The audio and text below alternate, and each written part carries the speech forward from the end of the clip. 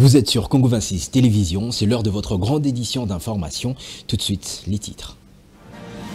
La clôture des travaux de la 10e édition du congrès de l'Union nationale de la presse congolaise UNPC est marquée par l'élection de son comité directeur. Dès les premières heures de cette matinée de ce vendredi, les résultats ont fait mention de Kamanda Wakamanda Muzambe comme président du nouveau comité directeur de l'UNPC. En diplomatie, 4 nouveaux ambassadeurs extraordinaires et plénipotentiaires de la France, de la Suède, du Gabon et de la Côte d'Ivoire, nouvellement accrédités à Kinshasa, ont présenté leur lettre de créance au président de la République, Félix-Antoine Tshisekedi, dans son bureau de la Cité de l'Union africaine. La Chambre de commerce, d'industrie et de services CCIS-RDC a organisé une rencontre entre les hommes d'affaires belges et les commerçantes congolaises à son siège de la Gombe. Objectif, l'émergence de la créativité congolaise à l'international. Vous aurez plus de détails dans cette édition. Et puis, grand-messe de handball africain, la 26e édition de la Coupe d'Afrique des Nations des Seigneurs Dames ouvre ses portes du 27 novembre au 7 décembre 2024 à Kinshasa.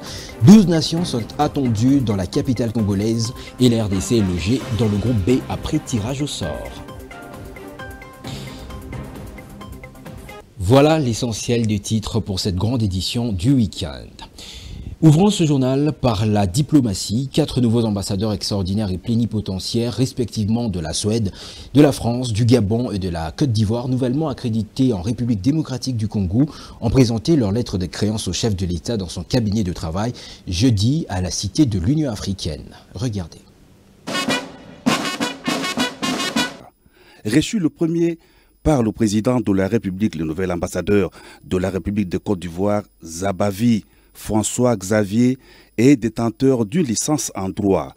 Il a représenté son pays dans plusieurs organes des Nations Unies en qualité notamment de sous-directeur des organisations internationales au département de l'Organisation des Nations Unies et de chargé d'études au département des Nations Unies et des organisations internationales. L'ambassadeur Zabavi a été aussi conseiller à l'ambassade de Côte d'Ivoire en France et chef du bureau autonome de la fonction publique à Paris avec rang de directeur. Madame Joséphine Patricia Thiam a présenté ses lettres de créance au chef de l'État en qualité d'ambassadeur de la République gabonaise en RDC. Elle possède un diplôme des hautes études internationales obtenu à Paris, en France, et un diplôme de conseiller des affaires étrangères. Elle a exercé les fonctions des conseillers des affaires étrangères chargés d'études à la Direction générale de la coopération internationale et des conseillers des affaires étrangères, conseillers politiques lors du mandat du Gabon au sein du Conseil de sécurité d'octobre 2009 à octobre 2011. C'était ensuite au tour du diplomate Joachim Wawerka d'être reçu par le président de la République. Le nouvel ambassadeur du Royaume de Suède a une maîtrise en sciences et un certificat d'études politiques d'Aix-en-Provence en France. L'ambassadeur Warveka a été notamment directeur adjoint à l'Institut international de recherche sur la paix de Stockholm et ministre conseiller chef des affaires politiques à la mission permanente de la Suède près de l'ONU à New York.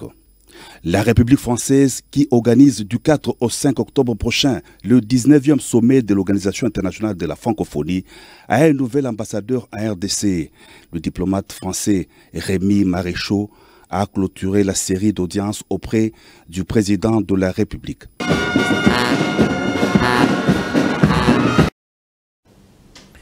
Les travaux de la 10e édition du congrès de l'Union nationale de la presse congolaise ici à Kinshasa réunissaient près de 300 congressistes venus de différentes provinces du pays. L'élection du comité directeur était l'une des grandes attentes de ces assises du centre Nganda. Chose faite, ce comité est désormais connu aux premières heures de la matinée de ce vendredi. L'ancien journaliste de La Voix du Zaïre, Africa numéro 1 et Radio France Internationale, Kamanda Wakamanda Muzambe, est élu au poste de président de ce nouveau comité directeur de l'Union nationale de la presse congolaise. Carlos Lofaka Nzembo était sur place pour le compte de Congo 26 Télévision. Dans un contexte où la presse est accusée de tout le mot d'Israël, les 10e éditions du Congrès de l'Union nationale de la presse du Congo a porté son choix sur Kamanda Wakamanda, élu avec 87 voix sur 153 votants. Le nouveau chef de l'INPC et tout son comité devront faire face à quelques défis de la presse congolaise, notamment de problèmes liés à la régulation de médias et le professionnalisme. Deux mots qui cadrent avec les thèmes de ces assises, la renaissance de la corporation. Une mission réservée aux battants de la série Commando, mais les participants s'y sont exprimés sur l'organisation et ont abouti à la tenue effective du congrès. Je salue les organisateurs. Tout s'est passé dans le calme jusque-là. Tout était bien, on a eu la documentation, on a eu les kits, la restauration était bien, l'ambiance elle est vraiment bonne. Jusque-là, tout s'est bien passé. Ainsi, tous les espoirs sont permis de croire que ces élections du comité directeur de l'INPC ne marqueront pas seulement un changement de nom des animateurs de l'INPC, mais aussi vont porter un nouvel élan vers une presse plus responsable et plus résiliente en République démocratique du Congo.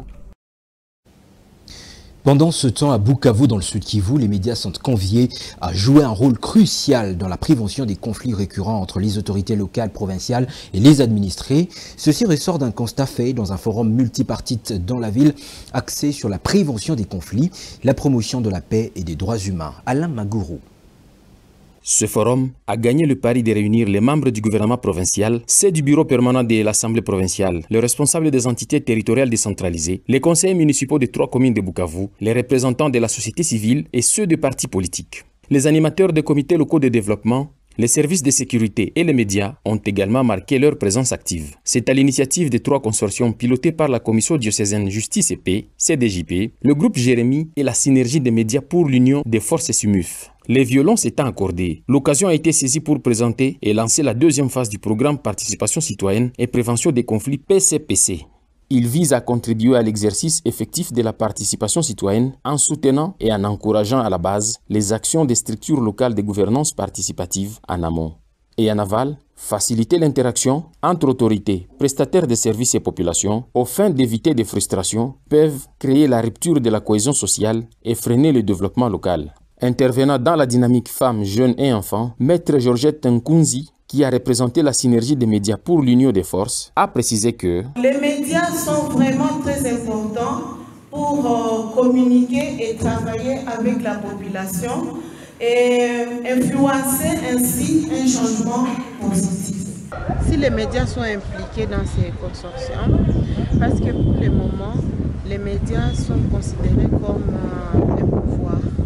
Un 4e pouvoir, même si ce n'est pas reconnu par notre constitution. Marqué par le professionnalisme, la finesse technique et la charte graphique de Congo 26 Télévision, plusieurs parties prenantes disent être impatients d'étancher leur soif à travers sa production des émissions spécialisées dédiées. Réforme fiscale en République démocratique du Congo. À Paris, le gouvernement congolais signe 2 conventions, ce dans le but de contrôler les revenus échappant à l'administration fiscale pour favoriser la coopération et le développement économique. Ebenezer Bwanga Wenamoyo. La première convention est consacrée à la lutte contre l'érosion de la base d'imposition et les transferts de bénéfices visant à combattre les pratiques fiscales abusives de multinationales. La seconde porte sur la règle d'assujettissement à l'impôt et représente un outil essentiel pour un meilleur contrôle de revenus échappant à l'administration fiscale. Ces signatures marquent une avancée significative pour le pays, inscrivant le pays dans une dynamique de transparence et de coopération internationale. Elles s'intègrent pleinement dans les efforts déployés pour maximiser les recettes publiques, en ligne avec la vision du président de la République. Chaque année, la République démocratique du Congo perd d'importantes ressources fiscales en raison de pratiques de transfert de bénéfices vers des juridictions à fiscalité faible ou nulle. Ces pratiques d'optimisation fiscale agressive, fondées soit sur l'érosion de la base d'imposition ou sur la sous-capitalisation des entreprises, nécessitent des réformes fiscales en mesure d'endiguer les fléaux de la fraude et de l'évasion fiscale. C'est dans ces cadres que le gouvernement a voulu mettre en œuvre par le biais de son ministère de Finances ces réformes qui vont aboutir à une législation moderne sur la problématique soulevée. Ces nouveaux instruments permettront de mieux encadrer ces transactions et de garantir un système fiscal plus équitable. Ainsi, cet acte favorise l'échange d'informations entre pays et renforce les capacités des administrations fiscales, permettant la RDC en tirer pleinement avantage dans sa stratégie de mobilisation des recettes internes.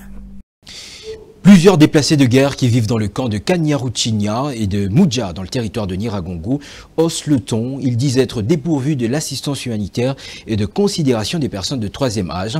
Ils insistent également sur la nécessité de la scolarisation de leurs enfants. Depuis la ville de Goma, Primo Pascal Roudaïgoua nous présente leurs revendications. La vie des déplacés de guerre est précaire dans les différents sites se trouvant à Goma et ses environs. Les personnes de troisième âge, par exemple, qui sont dans les camps de déplacés de Kanyaruchinya, dans les territoires de Nyiragongo, disent qu'elles sont abandonnées à leur triste sort. Madame Thérèse Bahati explique que leurs conditions sociales sont critiques.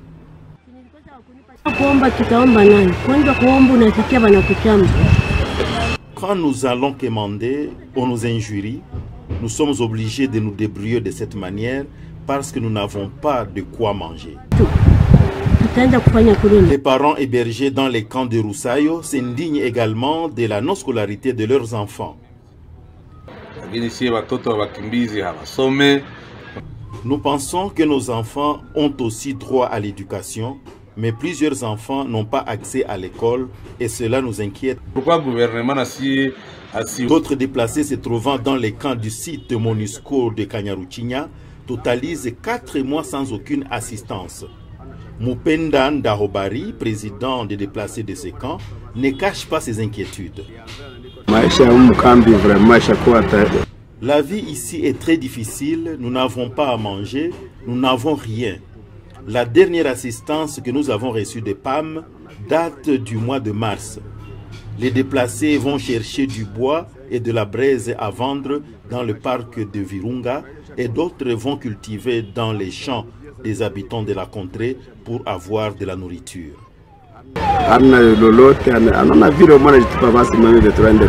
Ces déplacés souhaitent que les autorités provinciales, nationales et les organisations humanitaires fassent des efforts pour prendre complètement en charge les études de leurs enfants, de s'intéresser particulièrement aux personnes de troisième âge et de renforcer les vivres et les non-vivres pour leur survie quotidienne.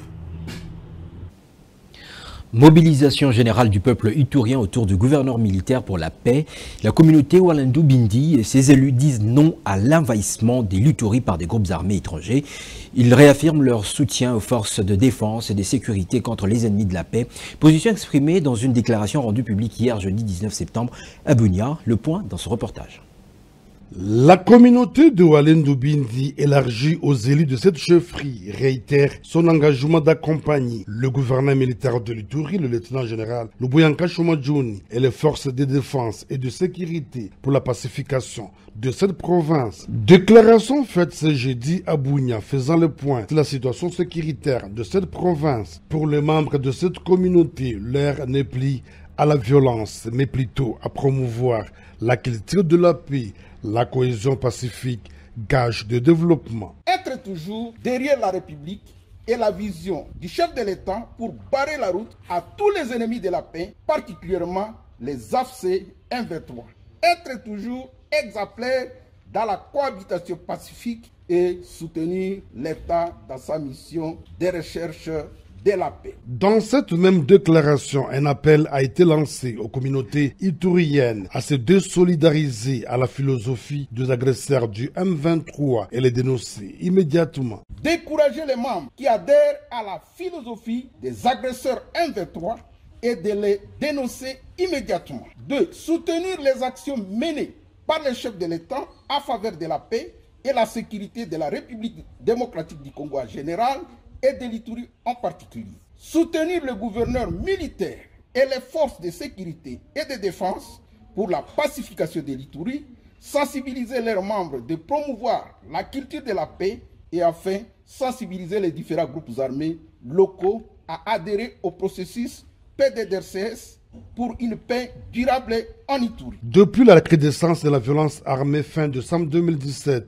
la communauté de Walendu Bindi est acquise à la cause de la paix. Le groupe armé FRPI, signataire d'actes d'engagement de paix depuis plus de 20 ans, est toujours en attente de la mise en œuvre du PDDRCS, à l'instar d'autres groupes armés.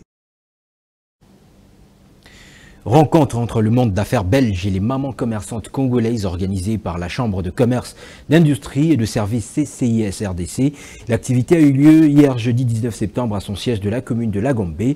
Un moment d'échange des prises de contact pour l'émergence de la créativité congolaise à l'international. Regardez.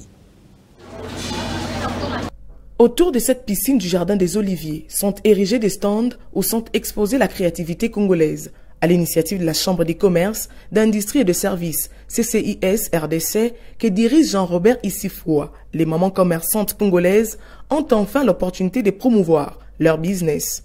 Tel est l'objectif de cette rencontre avec le monde d'affaires belge de l'entreprise Mondos Pechim et plusieurs personnalités, notamment l'ambassadeur du Maroc en République démocratique du Congo, le chef de division au ministère du Commerce extérieur ainsi que les femmes et hommes d'affaires pour un partenariat exceptionnel et innovant. La Belgique, c'est aussi un grand pays.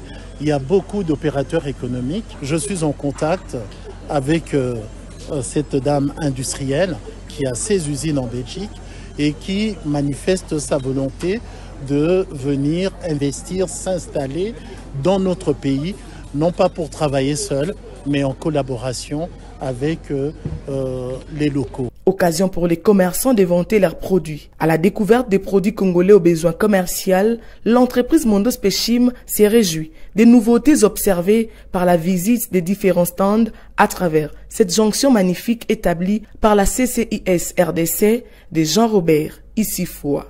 C'est ce qui nous anime, c'est ce qu'on aime. Et donc notre idée à nous aussi, c'est de pouvoir créer de l'emploi, créer des structures ici de fabrication avec des gens locaux, avec les produits locaux le plus possible, mais d'accompagner pour un développement complet et que ça puisse effectivement aussi être bénéfique pour tous les autres métiers autour de nous. La CCIS RDC, qui vise à faire les choses autrement et voir grand, s'engage davantage à renforcer la capacité de travailler des Congolais et élargir jusqu'à l'international leurs opportunités d'affaires. Ces mamans d'elles-mêmes avec leur...